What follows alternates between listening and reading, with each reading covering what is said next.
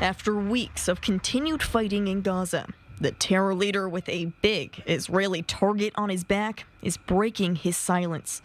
Hamas leader in Gaza, Yahya Sinwar, wrote a letter to his political leaders abroad, according to a now-deleted post on Al Jazeera, where he claimed his terror group is on its way to crushing the IDF, and said Hamas will not submit to, quote, the occupation's conditions.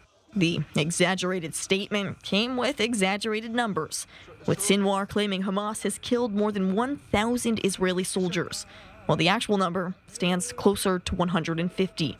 The terror chief's vow to continue fighting comes as a new proposal to stop the fighting is on the table, this time with Egypt taking center stage instead of Qatar.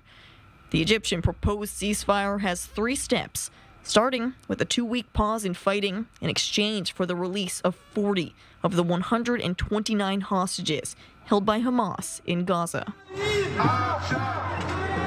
In return, Israel would release 120 Palestinian security prisoners, convicted terrorists freed from Israel's jails.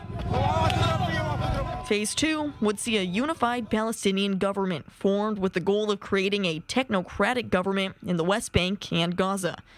This means Hamas could still govern Gaza, likely alongside the Palestinian Authority. This could be a tough pill for Israel to swallow, as it completely contradicts its stated war efforts of eliminating Hamas.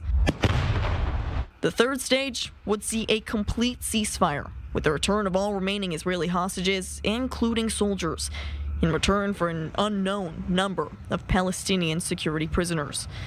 And while Israel didn't immediately knock the proposal, Hamas and Palestinian Islamic Jihad reportedly said they won't stop fighting if it means giving up control of the Strip.